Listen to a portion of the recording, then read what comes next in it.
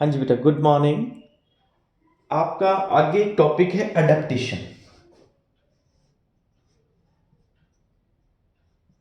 Adaptation का मतलब होता है कि जो स्ट्रेसफुल कंडीशंस हमने लास्ट लेक्चर में पढ़े, उससे बचने के लिए कुछ ऑर्गेनिजम्स के पास कुछ करेक्टर्स डेवलप हो जाते हैं ताकि वो उस एनवायरनमेंट में सरवाइव कर पाए।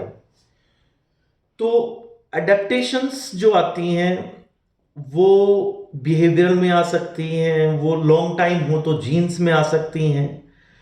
So adaptation is an attribute of an organism, morphological, physiological or behavioral, that enables the organism to survive and reproduce in the habitat. Enable organism to survive in habitat.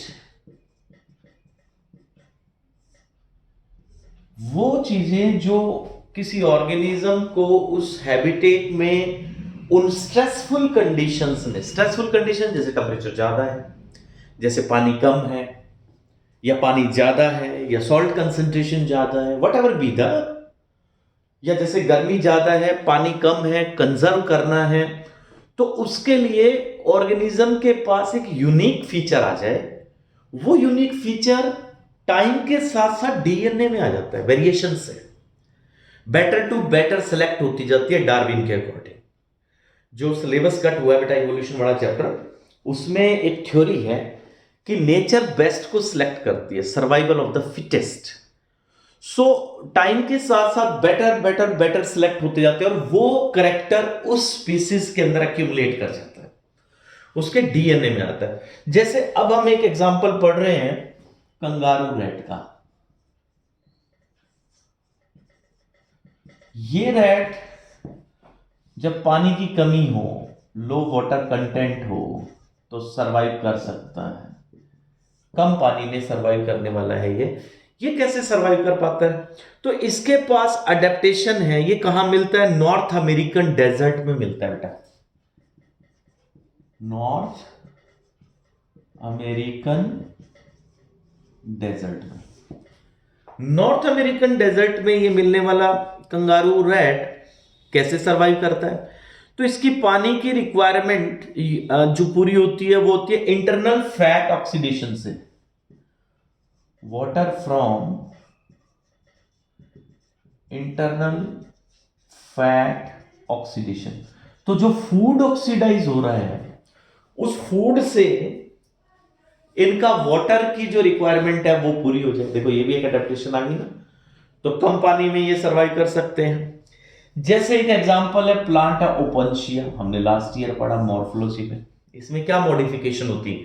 इसमें leaves नहीं होते बेटा, no leaves. तो leaves नहीं है तो no transpiration, है ना। तो पानी कंजर्व हो जाएगा, बच जाएगा। अच्छा, कैम प्लांट होते हैं, क्रेसुलेट एसिड मेटाबॉलिज्म। तो ये प्लांट क्या करते हैं? ये प्लांट कार्बन डाइऑक्साइड को स्टोर करते हैं। इनका स्टोमेटा रात को खुलता है, दिन में बंद रहता है। इससे भी ये सरवाइव कर जाते हैं। ये भी एक अडेप्टेशन है। इसके बाद है बेटा नेक्स्ट, मैमल्स जो कोल्डर एरिया में मैमल है, तो वहां एक बात आप नोटिस करिएगा, उनके कान छोटे होते हैं। मैमल्स इन कोल्डर एरिया,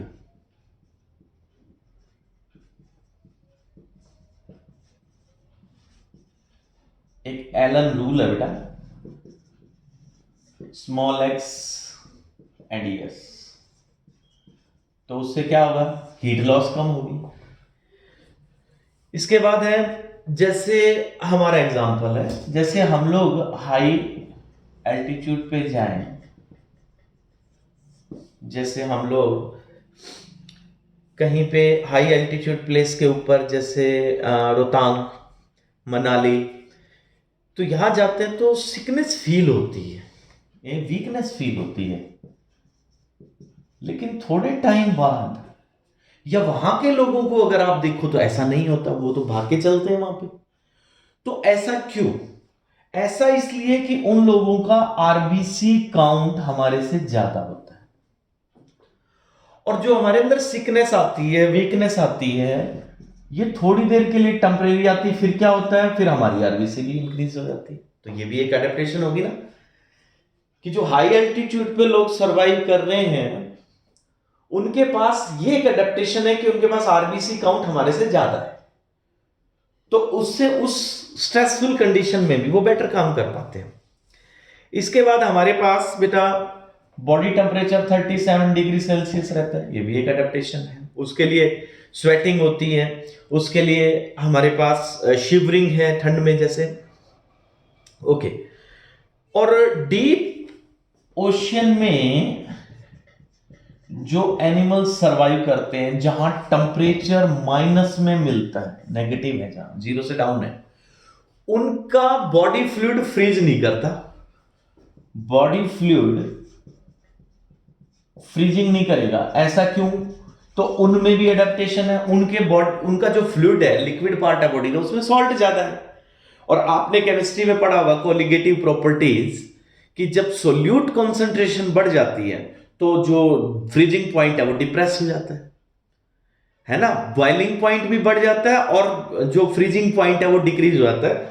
कोलिगेटिव प्रॉपर्टी कहते हैं ना इसको केमिस्ट्री में, आप बेटर जानते हैं मुझसे। तो ये प्रॉपर्टी फिजिकल में आती है, आपकी केमिस्ट्री में पढ़िएगा।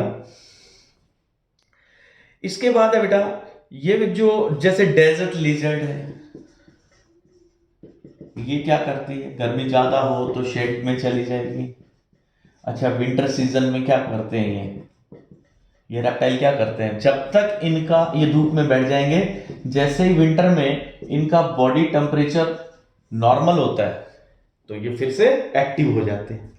अब जैसे देखो आप, इन दिनों में अगर धूप निकलती है तो जो ये एम्फीबियन, ये रेप्टाइल्स जो हैं, ये धूप में आने के बाद जैसे टेम्परेचर इनका नॉर्मल आता है फिर एक्टिव होते हैं।